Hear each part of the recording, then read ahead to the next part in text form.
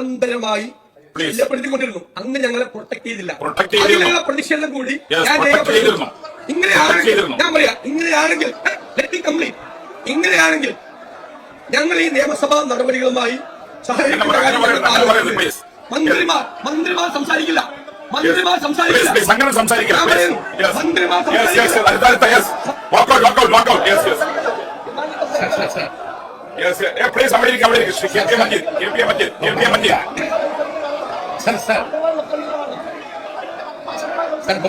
ഭരണപക്ഷത്തിന്റെ കൂട്ടബഹളത്തിനിടയിൽ ഞാൻ പറഞ്ഞിട്ടേ പോകൂ എന്ന് സതീശൻ അടിവരയിട്ട് പറഞ്ഞതിനു ശേഷം പറഞ്ഞൊരു കാര്യമുണ്ട്.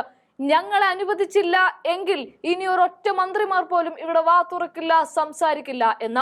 ഈ സഭ അറിയണം, നിങ്ങൾ എല്ലാവരും കേൾക്കണം. നക്കാപ്പിച്ച കൊടുത്തിട്ട് കൈയിട്ട് വാരുന്ന ആ കഥ. നജീബ് കാന്തപുരത്തിന് പിന്നാലെ വി.ഡി. സതീശനും സഭയിൽ തകർത്താടുകയായിരുന്നു. കൂട്ടബഹളത്തിനിടയിലാണ് സതീശന്റെ വാക്കുകൾ ഉച്ചത്തിലാവുമ്പോൾ സ്പീക്കർ ഭരണപക്ഷത്തെ ഒതുക്കാൻ ശ്രമിക്കുമ്പോഴും ഒന്നും നടക്കുന്നില്ല.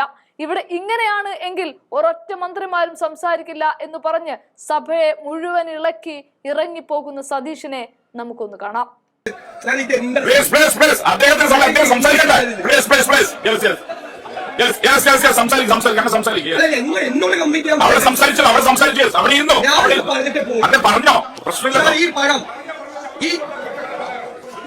അവിടെ ഇരിക്കാൻ പറ. അവിടെ ആരും എണീച്ചിട്ടില്ലല്ലോ. അവിടെ ആരും എഴുന്നേറ്റില്ല. അന്ന് അവിടെ ഇരിക്കാൻ പറ. പാർലമെന്ററി പാർട്ടി സെക്രട്ടറി സമയം അദ്ദേഹത്തിന് വാക്കൗട്ട് സ്പീച്ച് കഴിഞ്ഞു. ഞാൻ വഴങ്ങുന്നില്ല.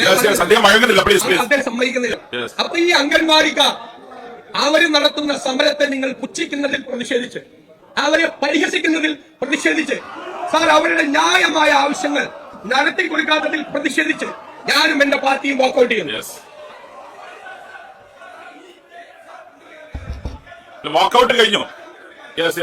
ഒരു കാര്യം മെൻഷൻ ചെയ്യാനുണ്ട് സാർ.